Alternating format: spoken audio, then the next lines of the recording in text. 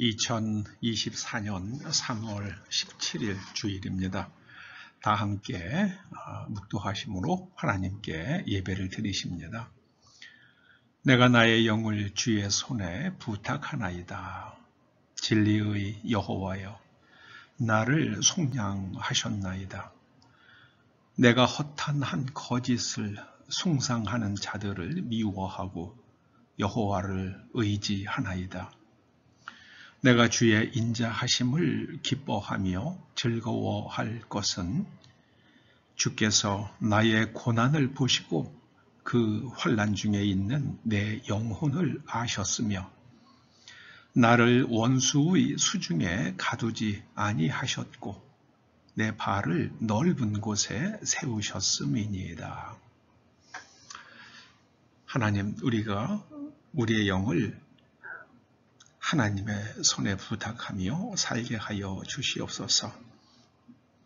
하나님께서 우리를 속량하셔서 하나님의 자녀로 삼아 주셨으니 하나님께서 언제나 우리와 함께 계시며 우리로 하나님께 속하여 하나님만 따르며 하나님의 법과 하나님의 길을 즐거워하며 우리의 발이 원수의 손에 빠지지 아니하고 높은 곳, 넓은 곳, 형통과 평강의 삶을 살게 하여 주시옵소서. 오늘 예배를 통하여 우리가 하나님의 영을 받았음을 깊이 깨닫고 우리로 하여금 하나님의 영을 받을 수 있도록 기름 부어주신 우리 성령 하나님과 예수 그리스도께 감사하는 시간 되게 하여 주시옵소서. 예수님의 이름으로 기원하옵나이다. 아멘. 하나님께서 오늘 우리들에게 주시는 말씀은 누가복음 23장 44절에서 49절까지의 말씀입니다. 먼저 말씀을 함께 읽어보십니다. 때가 제6시쯤 되어 해가 빛을 잃고 온 땅에 어둠이 임하여 제9시까지 계속하며 성소의 휘장이 한가운데가 찢어지더라. 예수께서 큰 소리로 불러 이르시되 아버지, 내 영혼을 아버지 손에 부탁하나이다 하고 이 말씀을 하신 후 숨지시니라. 백부장이 그 된 일을 보고 하나님께 영광을 돌려 이르되 이 사람은 정녕 의인이었도다 하고 이를 구경하러 모인 무리도 그 된 일을 보고 다 가슴을 치며 돌아가고 예수를 아는 자들과 갈릴리로부터 따라온 여자들도 다 멀리 서서 이 일을 보니라. 아멘.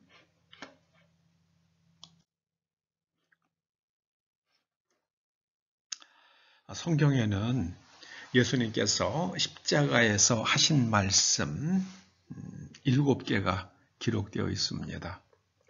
해서 이를 가리켜서 흔히 가상칠언이라고 칭합니다.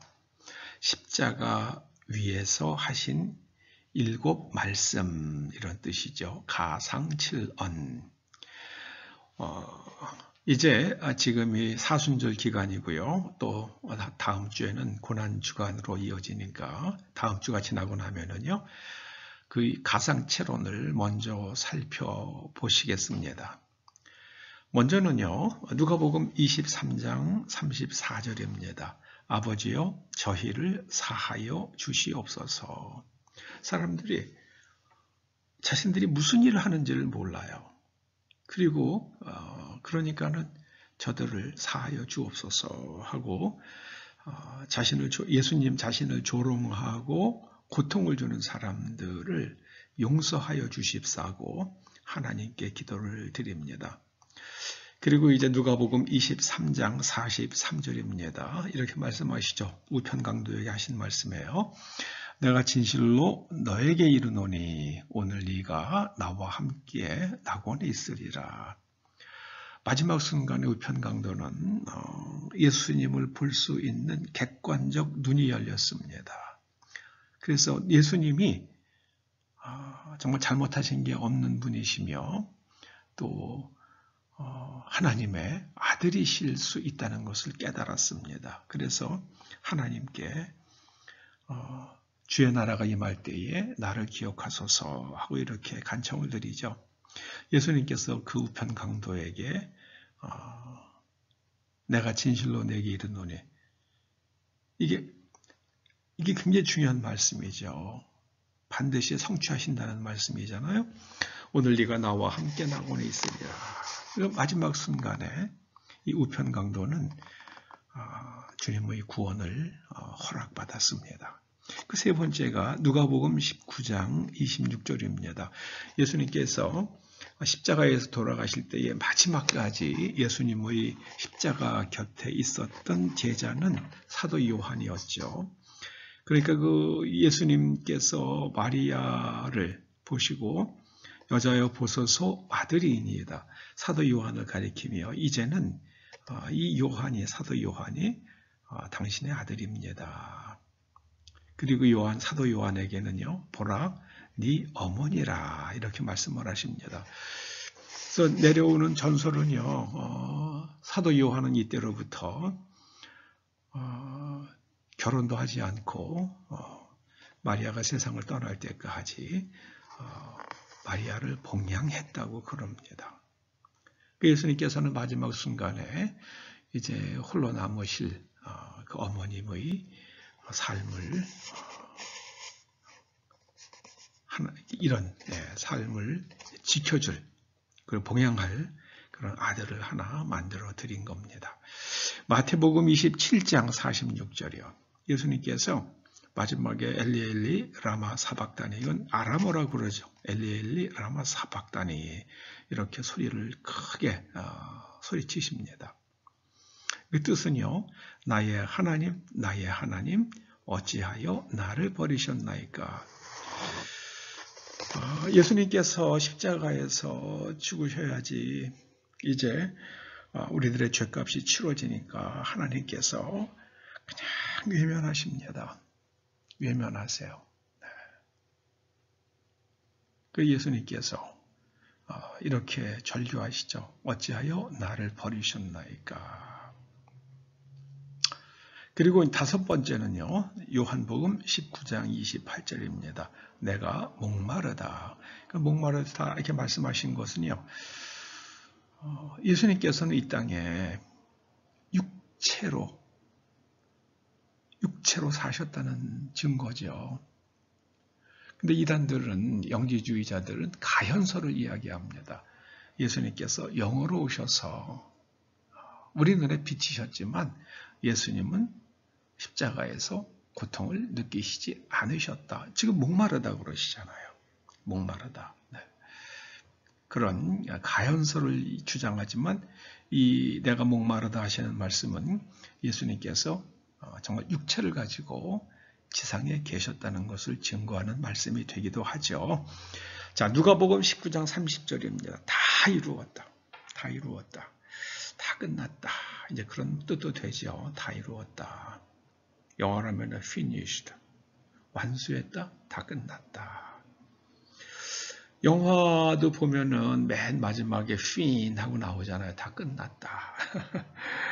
근데 예수님께서는 다 이루었다. 무엇을 다 이루셨습니까? 이제 그 구원 사역을 완성하셨다는 말씀이죠. 구원 사역을 완성하셨습니다. 그래서 우리가 예수님의 그 원대하신 구원 사역에 우리가 포함되어 있었기 때문에 2000년 후에 그 갈릴리 땅, 그 예루살렘으로부터 그 골고다 언덕으로부터 멀리 떨어져 있는 이 땅에서 태어난 우리들이 구원을 받고 하나님의 자녀가 되는 겁니다. 예수님께서 다 이루셨기 때문입니다. 누가복음 23장 46절입니다. 이게 바로 이제 오늘 말씀이기도 합니다. 아버지여 내 영혼을 아버지 손에 부탁하나이다. 이 이 말씀은 시편 31편 5절을 인용하신 거죠. 근데 그렇게 하신 것은요, 윌리엄 바클리라는 신학자의 연구에 따르면 이 당시 유대인들이 잠자리에 들면서 어머니로부터 듣는 처음 배우는 말씀이었다고 합니다. 그래서 그때 어머니들이 아들들, 자녀들에게 이제 마지막에 잠이 와가지고 가물가물할 때 그때 들려주는 시편입니다. 내가 나의 영을 주의 손에 부탁하나이다. 그러니까 우리가 잠자다가 언제 죽더라도 우리의 영이 하나님 곁에 가도록 우리도 늘 이런 기도를 하면서 잠자리에 들어야겠습니다. 나의 영을 주의 손에 부탁하나이다. 그래서 오늘 본문 중에서 참 귀한 말씀들이 많이 있지만 예수님의 말씀, 아버지요 내 영혼을 아버지 손에 부탁하나이다. 너무 기니까 제가 좀 줄였습니다. 내 영혼을 부탁하나이다. 내 영혼을 부탁하나이다. 이렇게 제목을 정한 겁니다. 시편 31편 5절이요. 예수님께서 인용하신 그 말씀을 보면 내가 나의 영을 주의 손에 부탁하나이다. 이렇게 되어 있습니다. 내가 나의 영을 주의 손에 부탁하나이다. 여기 영으로 번역된 히브리 말이 루아흐입니다. 루아흐. 이 루아흐라는 말은 바람을 뜻하기도 하죠. 그러면서 또 영을 뜻하기도 합니다. 또 누가복음 23장 47절 오늘 말씀이요. 거기에 내 영혼을 부탁하나이다.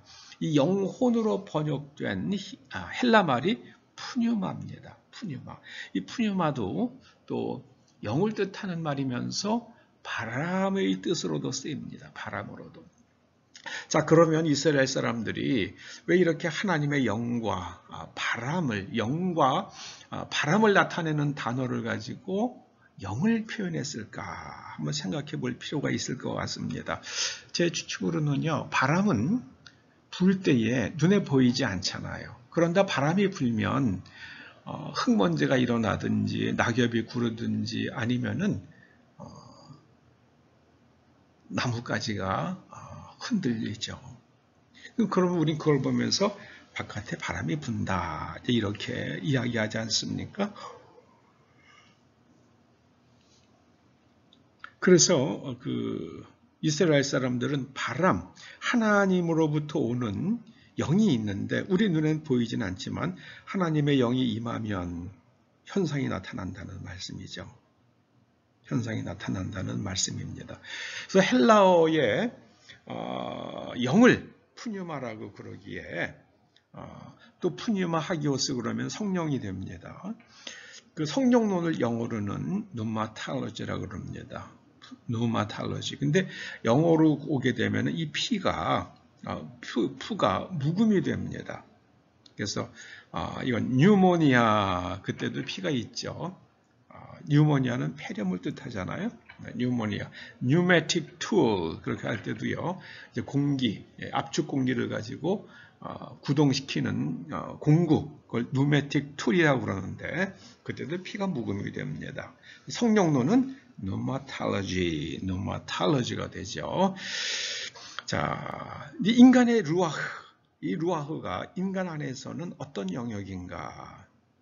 이 푸뉴마가 인간 영역 안에서는 어떤 영역인가? 그걸 한번 생각해 봅니다. 제가 이 영에 대해서, 영이 사람의 혼과 어떻게 다른지, 이걸 갖다가 연구해 보려고 참 많은 문헌들을 뒤져봤습니다. 그래서 가장 짧게 제가 이제 내린 결론은요, 인간의 가장 깊은 곳, 그 인간 존재의 모든 것, 곧 인격과 몸이, 그의 모든 지성이, 의지가 하나로 통합되는 영역이다. 그래서 영이 여기서 통합이 잘 되면은 사람이 자기가 말하는 대로 행동할 수 있게 되죠. 그런데 그 통합이 깨지면 말과 행동이 달라지는 거죠. 거짓의 영을 갖게 되는 거죠.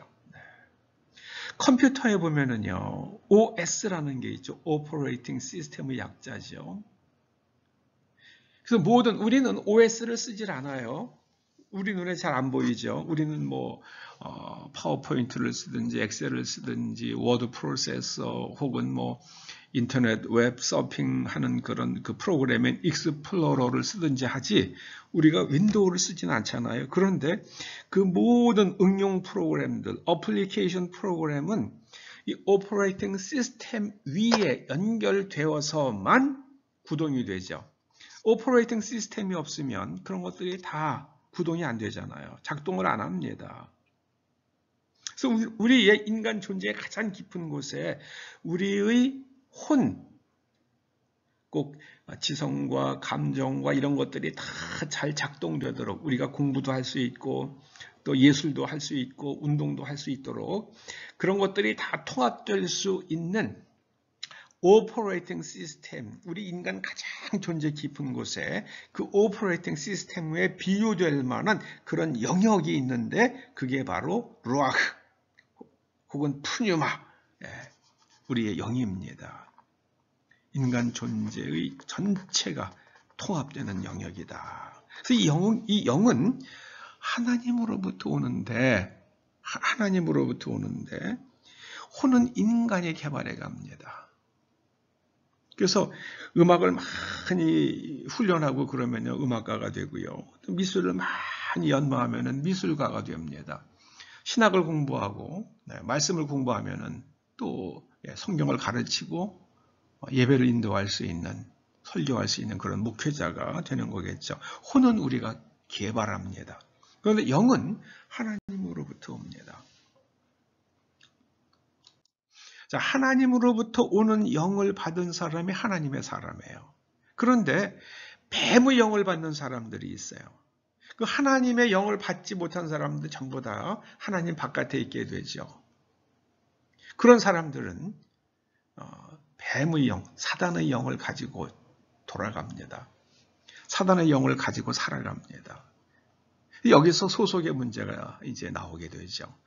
하나님의 영을 받는 게 바로 하나님께 속하는 겁니다. 뱀의 영을 받으면 마귀에게 속합니다. 하나님의 영을 받으면 하나님을 따릅니다. 하나님을 따르면 하나님의 영을 받습니다. 하나님 바깥에 있는 사람은 사단의 OS를 가지고 있습니다. 여러분 실존주의를 영어로 이그지스트라고 그러잖아요. 이그지스턴스. 실존주의는 이그지스텐셜리즘이라고 그러잖아요. 이 이그지스트를 이게 어떤 뜻인지 참 몰랐어요. 그런데 그 폴 틸릭이라는 20세기의 그 걸출한 신학자가 이그지스트를 갖다가 그렇게 풀어냈어요. 이스트. 폴 틸릭이 원래 독일에서 태어나서 공부한 사람이잖아요. 그래서 그런지 익스는 이게 EX예요. 이거는 밖이란 뜻이죠. 바깥이란 뜻이죠. 이스트는 영어 독일어에서는 ich bin, du bist, ist예요. 3인칭 비동사에 해당되는 자인동사의 3인칭 단수형이 best예요. 그러니까 exist는요 하나님 바깥에 있는 상태를 뜻한다. 그래서 existentialism이라는 건 실존이라는 것은 하나님 밖에서 마귀의 영을 가지고 마귀의 영을 받아서 그 위에 뭐 학문이든지 뭐든지 다 세워놓고 그렇게 살아가는 인간의 비참성, 그걸 가리켜서 실존이라고 그런다. 사단의 영을 받아서 그 위에다가 혼의 집을 짓고 살아가는 인간의 비참성. 그걸 갖다가 들여다보고 그걸 엮어내는 거. 그게 실존주의 철학이다. 폴 틸릭이 그렇게 이야기하는데요. 아주 제가 깊은 깨달음을 얻었습니다. 사람도 그렇잖아요. 물론 이조시대 때 얘기입니다. 사람이 종의 자식으로 태어나면 사실 뭐 말이 종이나 노예나 똑같은 말이죠. 종의 자식으로 태어나면은 그냥 종이 되잖아요. 그래서 뱀에게 복속된 뱀의 영을 받았어요. 아담과 하와가 처음에는 하나님의 영을 받았으나 뱀의 말이 옳다고 생각하고 하나님의 말씀에 불순종하는 순간 그들이 오퍼레이팅 시스템, 그들의 영이 하나님의 영에서 뱀의 영으로 훅 바뀌어버렸어요. 그러니까 이제는 뱀의 눈으로, 뱀의 생각으로 선악과를 바라봅니다. 이게 보암직도 하고 먹음직도 하고 지혜롭게 할 만큼 탐스러워 보여요. 무슨 열매 하나 먹는다고 사람이 지혜로워집니까? 어리석잖아요. 그게 어리석어요. 의대 정원 들리면은 양질의 의료 서비스를 제공할 수 있다. 이건 논리가 없어요. 그건 이번에 윤 대통령이 아주 잘못 생각한 겁니다. 한 요소가 될 수 있죠.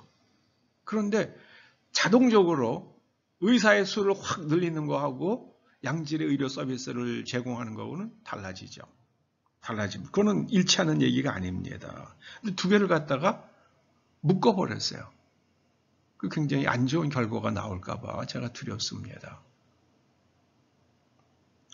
지금도 그 지방에 있는 의과대학들은 병원들이 규모도 작고 그러니까요. 왜냐하면 병원의 규모가 작은 이유는 환자가 없기 때문이죠. 그러니까 돈이 없으니까는 최신 장비들 잘 못 사죠.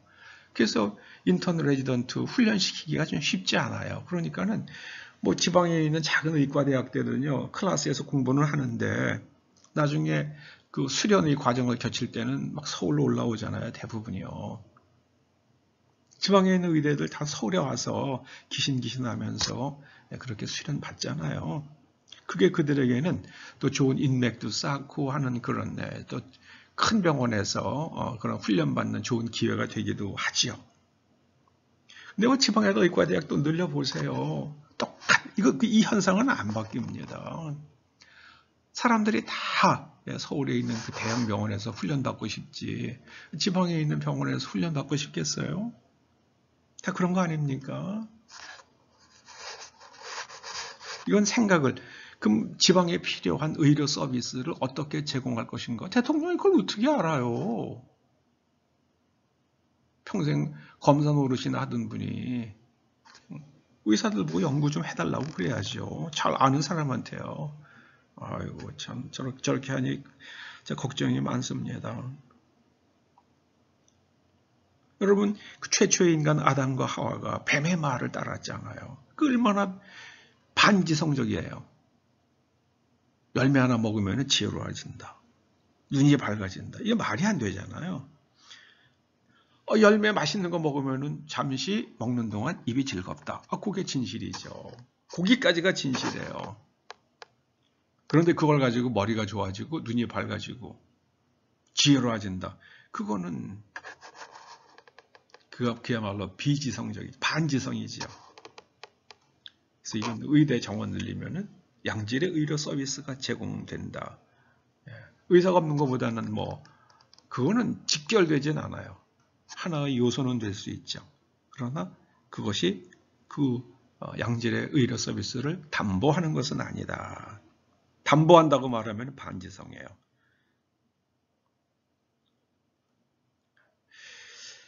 뱀에게 복속되었던 뱀의 오퍼레이팅 시스템을 가지고 있었던 뱀의 영을 받은 아담과 하와의 자손으로 태어난 인간들은 모두가 뱀에게 복속되어서 태어납니다. 그러니까 뱀처럼 생각하는 거예요. 그 어리석음이 머릿속에 있어요.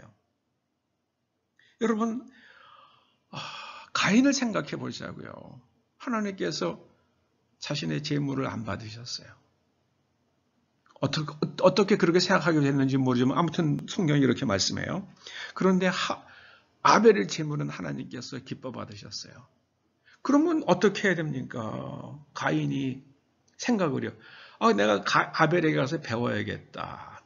아벨아, 네가 보기에는 내가 뭘 잘못한 것 같냐? 하나님께서 너의 재물을 기뻐 받으셨으니까 내가 뭘 잘못했는지 네가 보기에 네 눈으로 날 좀 가르쳐라. 내가 널 좀 배우자. 이렇게 해야지 이게 정상 아닙니까? 그런데 저놈의 자식이 저게 배가 아픈 거예요. 그러니까는 아벨이 없으면 하나님께서 이제 제사 지낼 사람이 자기밖에 없으니까 하나님께서 내 제물을 받으시겠지. 이게 얼마나 반지성적인 생각입니까? 이게 바로 뱀의 영을 가지고 있기 때문에 내가 만난 문제를 해결하는 방법을 이상하게 찾는 거예요. 혼이 망가졌기 때문입니다. 뱀의 오퍼레이팅 시스템을 가지고 뱀의 영을 가지고 그 위에다가 혼의 집을 지어놨는데 그러면은 그게 다 거짓인 거예요. 모순이고 반지성이고. 그러니까는 그 시스템을 가지고 문제를 해결하면은요, 아벨을 죽이겠다 그러는 겁니다. 하나님께서 가인에게 물으시잖아요. 네 동생 아벨 어디 있냐? 그럼 하나님께 다 아시는구나. 제가 약차히 먼저만 해서 아벨을 돌로 쳐 죽였습니다. 이렇게 아뢰해야지 될 텐데 뭐라 그럽니까? 아니 뭐 내가 동생 지키는 사람입니까? 그걸 왜 나한테 물어보세요? Am I brother's keeper? 그 아주 유명한 대사를 갖다가 가인이 하나님 앞에서 그 유명한 대사를 치잖아요. Am I brother's keeper? 왜 그렇습니까? 뱀의 영을 가지고 있기 때문에 그래요. 뱀의 영을 받아서.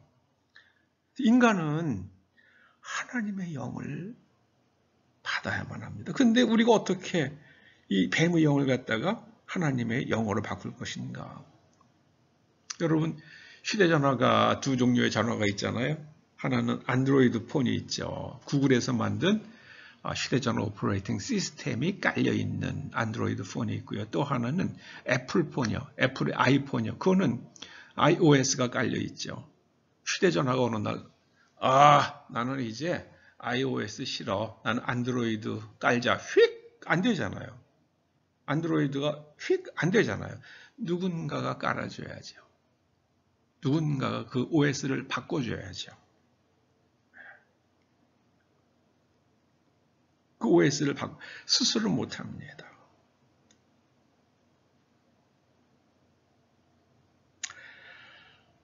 뱀에게 복속되었던, 그래서 뱀의 영을 가지고 있었던, 뱀의 영으로 대체된 영을 가지고 있었던 아담과 하와의 후손인 가인은 뱀의 영 위에다가 자기의 혼의 집을 짓고 결국은 문제를 만났을 때에 아벨을 돌로 쳐 죽인 겁니다. 이것이 바로 하나님 바깥에 있는, 그래서 하나님의 영이 없이 뱀의 영을 가지고 있는 인간 실존의 비참성입니다. 하나님께서 이제 뱀의 영을 지워버리시고 거기다가 하나님의 영을 이제 넣어 주시려고 그러는데요. 그게 뱀과의 그런 법률적인 그런 법에 비유해서 생각할 만한 건데요. 이 대가를 치러야 된다는 성경에 있는 독특한 개념입니다. 그래서 하나님의 자녀로 신분을 바꾸어 주십니다. 값을 치르고요.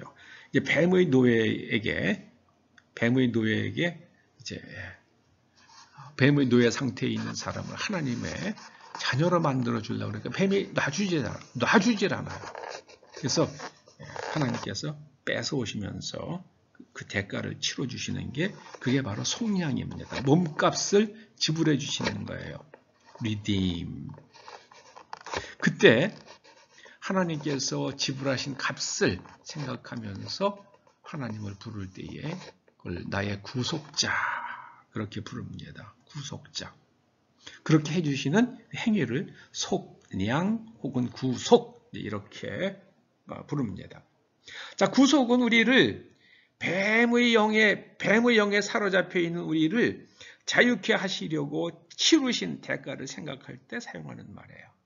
그리고 구원은 우리를 건져주신 하나님의 그 초자연적인 능력, 사단이 감당할 수 없는 그 하나님의 위대하신 그 능력을 생각하면서 하나님을 부를 때에 우리가 하나님은 나의 구원자시라. 그러니까 홍해바다를 가르시고 이스라엘 백성을 구원하셨다는 것처럼 내 앞에 있는 문제, 이 해결할 수 없을 것 같은 이 문제를 하나님께서 해결하시고 나로 하여금 그 문제 앞에 쓰러지지 않고 문제를 넘어가게 하신다. 여러분, 우리가 수없이 경험했잖아요. 얼마나 많이 경험했습니까? 예수님께서 숨을 거두실 때, 오늘 본문은 예수님께서 숨을 거두실 때에 일어났던 일들을 몇 가지를 기록하고 있죠. 첫째는요, 세상이 어두워졌다. 그렇게 말합니다. 예수님께서 6시부터 9시 사이에 십자가에 달리셔 있잖아요. 그리고 9시에 운명하셨잖아요. 세상이 어두워졌습니다. 근데 이스라엘 사람들은 오전 6시가 0시예요.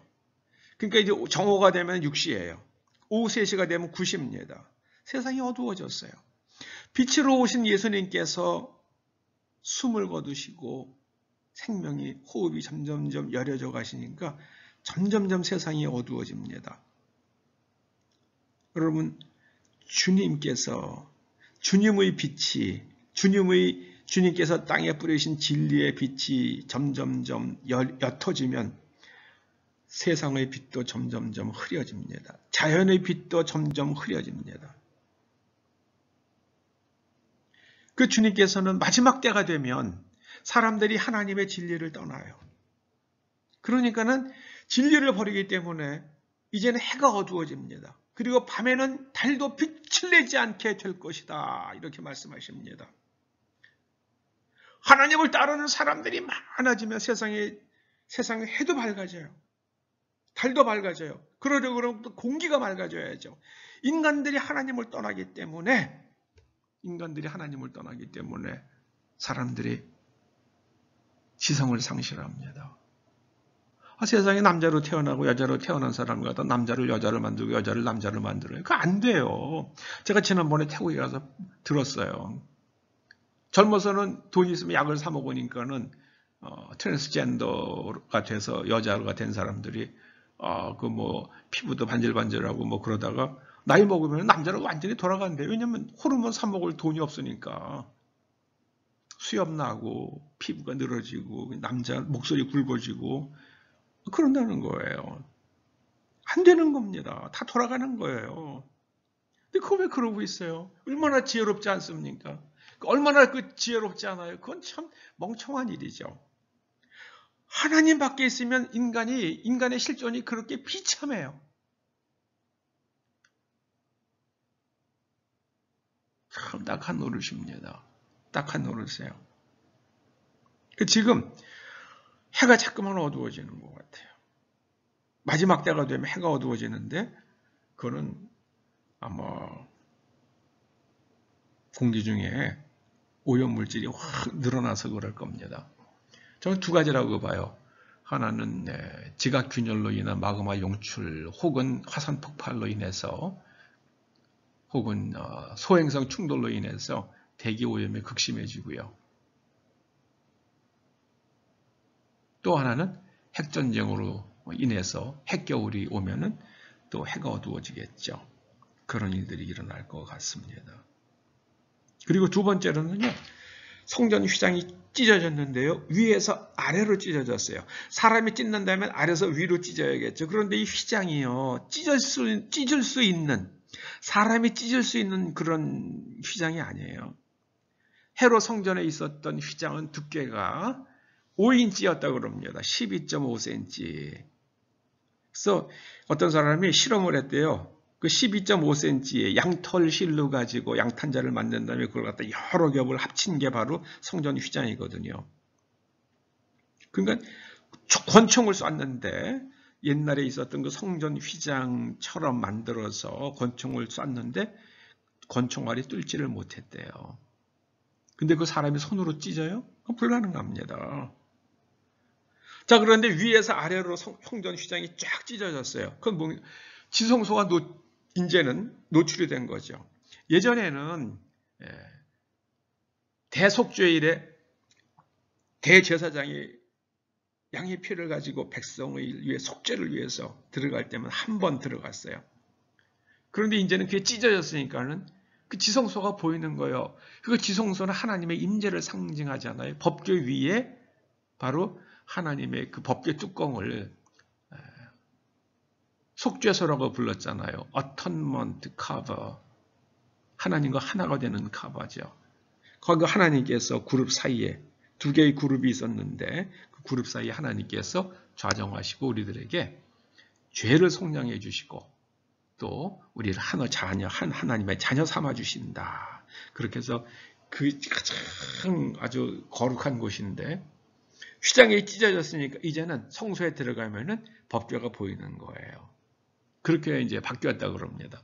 그 이스라엘 그 대제사장들이 그걸 수선하려고 그냥 별의별 방법을 다 썼는데 또 수선해 놓으면은 또 찢어져 있고 또 수선해 아무리 별의별 방법을 다 써서 수선해도 또 찢어지고 나중에는 그냥 두었다 그럽니다. 그냥 둔 채로 AD 70년에 성전이 완전히 회파되었죠. 그 성전이 찢어지니까 이 지성소에 법궤에 그 상징적으로 하나님의 임재 앞에 누구든지 나갈 수 있어요. 그 사도 베드로를 통해서 하나님께서 우리들에게 말씀하세요. 너희는 왕 같은 제사장이라. 우리가 하나님 앞에 직접 나아가서 하나님을 아버지라고 부르면서 하나님께 직고하고 아뢰 수 있는 그런 자격을 우리에게 주셨어요. 그게 바로 엑소시아입니다. 하나님 앞에 나가서 직접 아뢰 수 있는 대제사장처럼 직접 아뢰 수 있는 그런 자격, 그게 바로 엑소시아예요. 예수 그리스도의 이름을 믿는 자들에게는 하나님께서 그 자격을 주십니다. 우리는 그 자격을 가지고 있기에 하나님 앞에 나가서 기도하고 하나님께서 우리의 기도에 응답해 주시는 겁니다. 그 자격을 우리에게 주셨어요. 할렐루야, 얼마나 감사한 일입니까? 예수님께서 큰 소리로 부르셨어요. 다 이루었다. finished. 그 완성에 우리가 들어있어요. 얼마나 감사합니까?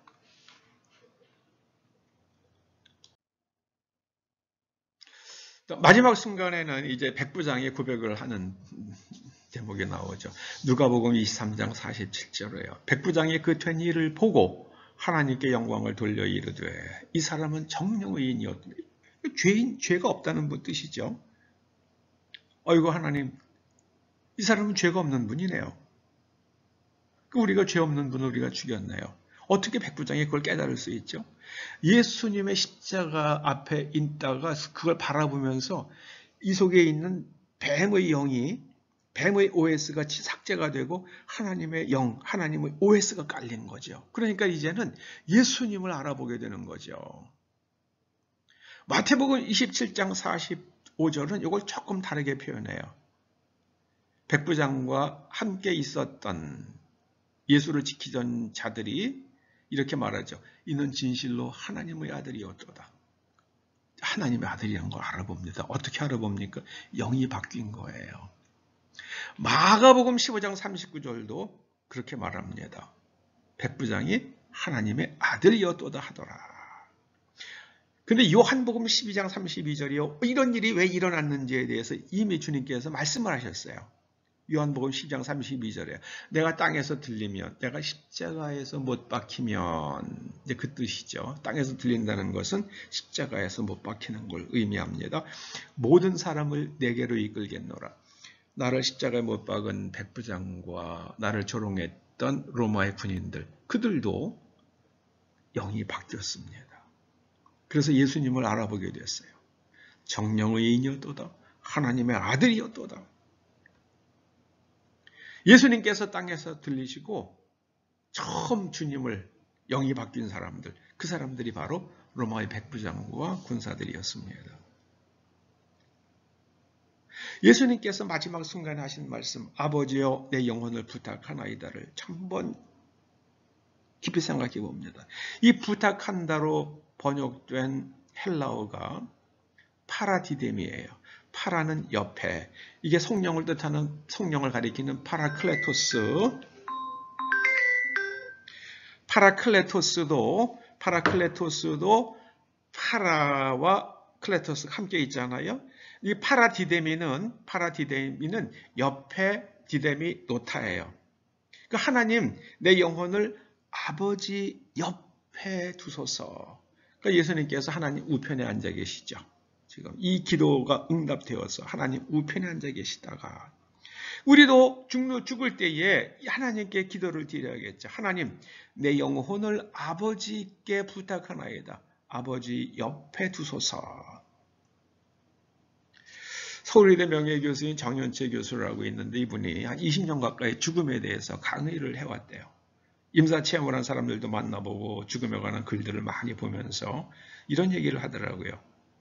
사람은 죽음의 순간에 먼저 간 가족들이나 지인들이 환영을 받는 것 같다.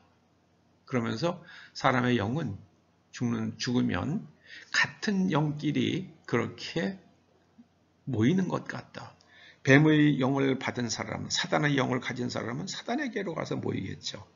하나님의 영을 받은 사람은 하나님의 옆으로 갈 겁니다.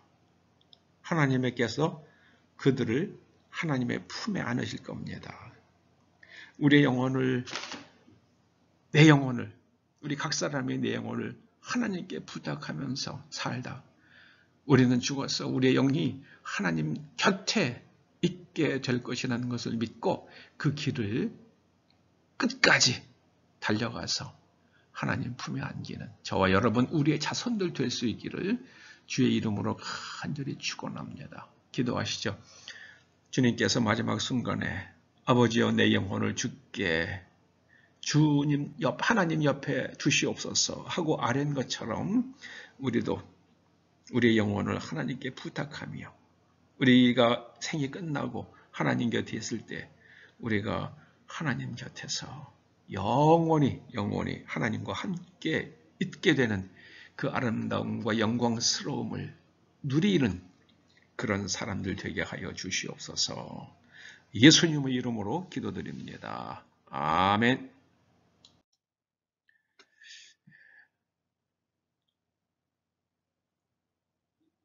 축도를 마칩니다. 이제는 우리 주 예수 그리스도의 은혜와 우리 아버지 하나님의 그 크신 사랑과 성령님의 감화 감동 인도하시며 교통하심이 하나님의 영을 받고 하나님의 자녀로 살다 이제 생의 마지막에 그 영이 하나님 곁에 있기를 소망하며 믿고 돌아가는 초대 성도들과 그 자녀들과 가정과 일터와 사업장과 이 교회와 이 민족 위에 이제로부터 영원토록 함께 하시옵기를 간절히 축원하옵나이다. 아멘.